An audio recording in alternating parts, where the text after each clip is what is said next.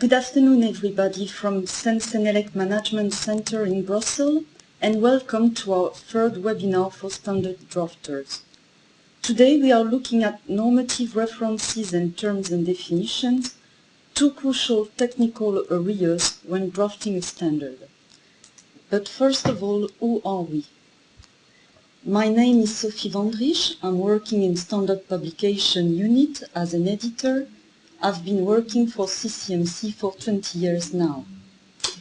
Hello, my name is Frédéric Dufour and I've been working as an editor at CCMC for the past 8 years now, and I'm glad to be here with you today.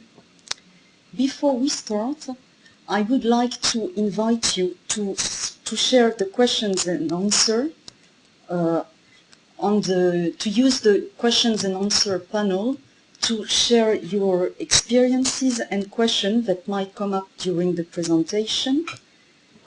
You can submit your question as shown here on this slide. Time permitting, we will respond to some of your questions at the end of this webinar. Please be aware that this webinar, together with the question and answers, will be recorded on the CENELEC website. You can find the link here on this slide.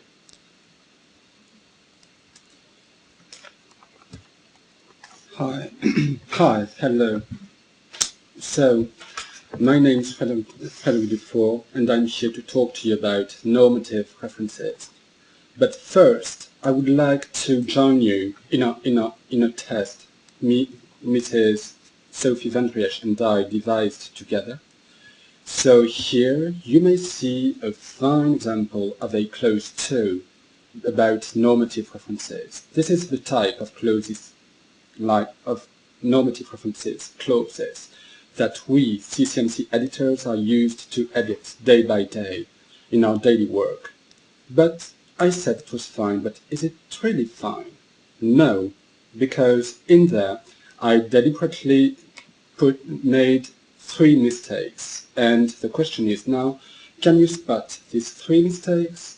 Because I'm going to show you this slide again by the end of the first part of this webinar that's dedicated to normative references, and by then you should be able to point out and see the 3 mistakes I deliberately added in there.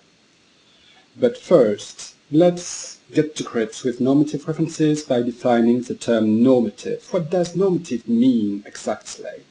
Normative means indispensable for the application of a standard or of a draft standard. In other terms, a normative reference is a reference that's referred in an obligatory manner in at least one statement in the body of the text, and provided it isn't mentioned in an informative annex, a note, an example, or a sentence whose main verbal form expresses a recommendation, like should, or a permission, like may. Now, most of you may know about the Internal Regulations Part 3, but I have to point out that if normative means indispensable for the application of a standard or of a draft standard, this also has to do with the way requirements may be expressed in a text, with what verbal forms requirements may be expressed. So in the Internal Regulations Part 3, in the Annex H, you may find this table H1, about the expression of requirements in text. You can see in this table the verbal forms that express the idea of a requirement, the main one of which remains shall. The other verbal forms have to be used for grammatical purposes mostly. Now, 2 examples of normative references. The first one is the following paragraph, and in particular the first sentence. The viscosity of the foam concentrate at the lowest temperature for use claimed by the manufacturer shall be determined in accordance with EN/ISO 3104. Here, in this sentence, the reference EN/ISO 3104 may only be normative because of the verb shall, which expresses the idea of a requirement. Another fine example, which is quite similar, is the following one.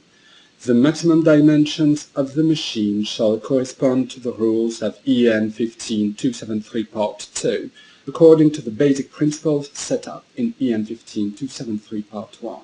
Here the same rule and principle apply, which is EN 15273 Parts 1 and 2 being normative because of the presence of the verb shall, which expresses a requirement.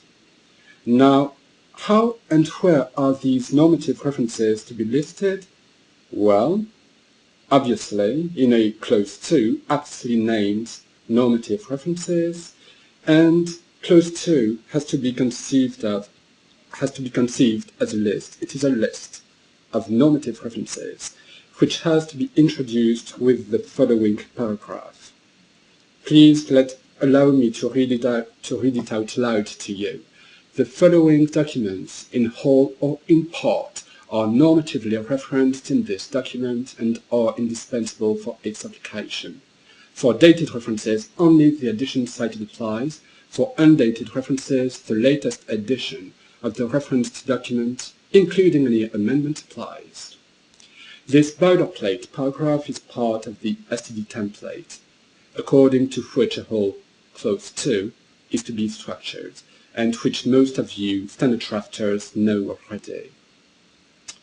All normative references have to be active and publicly and fully available, so that the final text may be correctly implemented and applied. And if the reference is to a whole standard series, well, the reference number will be undated and completed with all parts, and the title will only mention the generic part of the series of parts. An important note regarding to all those of you who draft product standards about normative references to manufacturing system requirements. ENs specifying requirements for a product shall not contain normative references to manufacturing system requirements. For example, and in particular, EN ISO 9001, EN ISO 14000, and certification requirements at large. Now, what is a dated reference? When are we supposed to date a reference? A reference is dated when a particular section in the document, which is a clause, a subclause, a figure, a table, or a formula is referred to. For example, EN 12334-2016, Table 23 shall be referred to, so as to test the resistance of the iron-bound door to fire. Here, the reference EN 12334 is dated, and has to be dated, because of the precise reference to one of its tables, Table 23. Now, two important facts. Did you know the following fact? In clause 2, if an EN ISO or a parallel IEC reference is dated, the date will have to appear immediately after the reference number and in the EN or IEC reference between brackets at the end of the title. Another interesting fact is, in the case of a dated parallel IEC reference, the dated indication about the IEC text at the end of the title will have to indicate if the text was modified. Now, one question that was contained pretty much in the last slide I showed you. May I refer normatively to non-EN, non-ETSI, non-ISO, non-IEC text? Obviously, the answer is yes, but then it depends if you provide us with a CEN draft or a CENELEC draft. In the case of CEN drafts, you would have to pass a proposal for a TC decision for normative references in European standards to documents other than CEN, CENELEC, ETSI, ISO or IEC documents. The form for this proposal you may find at the end of the same guidance document about normative references on the same path. Regarding CENELEC deliverables, please refer to CENELEC Guide 10, whose cover you can see here. CENELEC Guide 10, normative references to documents other than those from CEN, CENELEC, ETSI, ISO, or IEC. This CENELEC guide you may find on the CENELEC website in the section indicated here, which is Members and Experts, Reference Materials, Guides. Now, there are restrictions and recommendations. The following documents shall not be referred to normatively in any way. Directives, which are EU directives, their essential requirements and or elements from these, documents that aren't publicly available, documents which only serve for information, and documents only used as a reference during the preparation of the standards. Similarly, it is recommended not to make normative references to inquiry drafts and to use the most recent edition of the normative documents. And what do we do with non-normative references? Well, obviously, a non-normative reference is to be considered as informative and may be mentioned in the final bibliography. So please stay tuned with us. Webinar 6 in December will cover drafting aspects related to final bibliographies. And don't forget, here at CCMC editors are willing to do their work properly. Therefore, we always perform a full check on normative references. Are they normative? What is the correct title of this reference? What's the correct date? And is it available? So TC secretaries will in any way be contacted in case of any ambiguity, problem, or changes needed. And now, back to our test. How much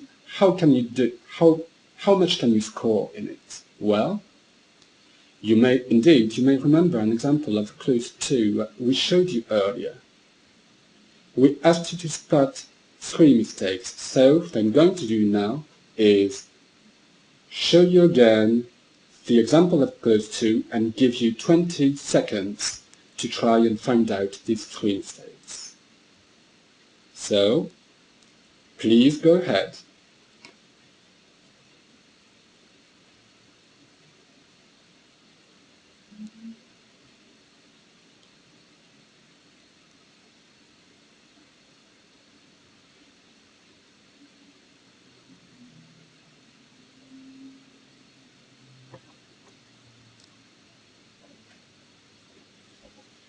Okay, and now here are the inconsistencies. Our apologies if this was a bit short, but I'm sure you'll have enough time to spot these 3 mistakes. Well, the first one is, and the most obvious one to most of you, is this one, the introductory paragraph. Remember, I read it out loud to you a bit earlier on, and there were 3 sentences, and not only 1. Therefore, it will be our task at CCMC to correct and complete this paragraph. Now, the second mistake is, and maybe the hardest one to find, is the following one. Indeed, there was a mistake at the end of the ISO 6892 reference. Indeed, remember, I told you it was impossible to have a reference that was dated and at the same time divided into parts. Therefore, the end of the title of this ISO reference does hardly makes any sense. Now, third mistake. And maybe the most important one. Remember, no normative reference to any EU directives, and this applies at large to all legislative texts, in particular EU ones. And the last reference was one to the Convention concerning international carriage by rail. Due to the legislative nature of this text, it is impossible to refer to it as a normative reference. So please let me hold the floor to my colleague, Mrs. Sophie Van Driesch, who will bear with you the perils of terms and definitions. Thank you, Frédéric. I will now present the second part of this webinar, Terms and Definition. Let me start with what is the purpose of having a Terms and Definition clause. The Terms and Definition clause is an optional element. Terms and definition have to be listed in clause 3. They can help clarify the meaning, clarify and understand the meaning of certain words in the context of the standard. Therefore, any term which is not self-explanatory, commonly used, or which can be interpreted differently in different contexts shall be defined in clause 3. Please pay attention before you decide to have a term and definition listed in the document you are drafting. You have to make sure that this term does not already exist in another existing document in order to avoid duplication and contradictions. This can be checked via the Terms and Definitions search function on the following online browsing platform, or on Electropedia, the IC Online Electrotechnical Vocabulary Database. Where it is necessary to repeat or modify an existing definition, the source information shall be given in square brackets after any note to entry with an indication of the modification. Let's move on now to how should a Terms and Definition clause be structured. There is always an introductory paragraph. You may choose between two paragraphs. If all the terms and definitions are listed in the document itself, you have to use this paragraph. For the purposes of this document, the following terms and definitions apply. Or, if the terms are defined in one or more documents, you have to use this paragraph. For the purposes of this document, the terms and definition given in blah blah blah and the following apply. The introductory paragraph is not a hanging paragraph, as clause 3 lists a series of definitions, and it's not a list of a series of subclauses. The terms and definitions have to be organized according to the hierarchy or grouping of concepts, but if this is not possible, an alphabetical order is possible. Each terminological entry shall be given an entry number. So the usual layout is the following: the term number followed by the preferred term, the abbreviated term, if any, and the definition. Each have to be formatted as separate paragraph with no line breaks.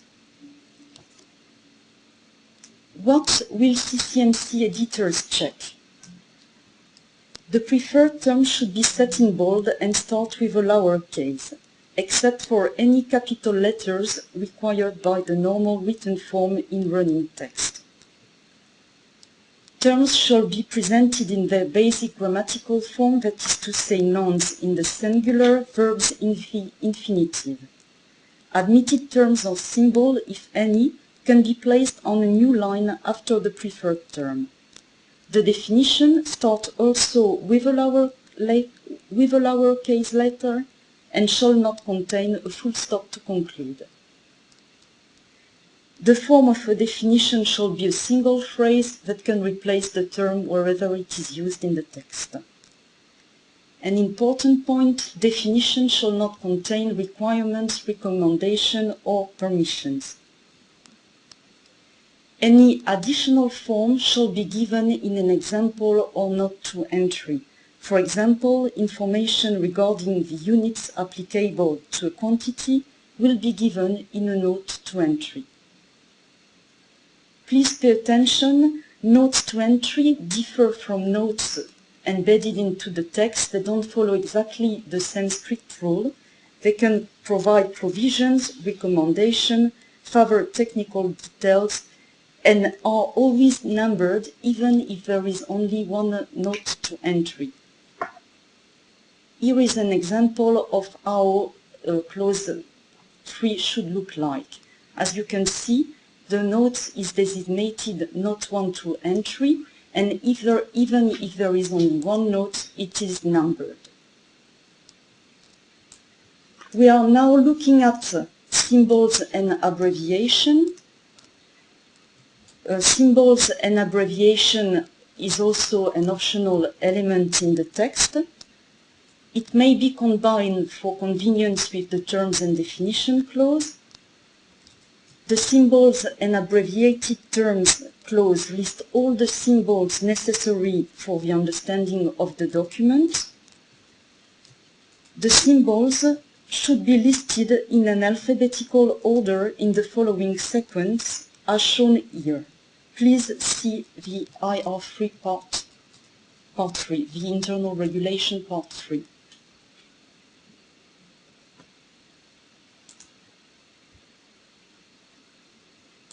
We have now reached the end of this third webinar. We would like to thank you very much for your attention during the presentation. Thank you very much for your participation. Bye-bye, have a nice weekend. Thank you very much and have a lovely summer.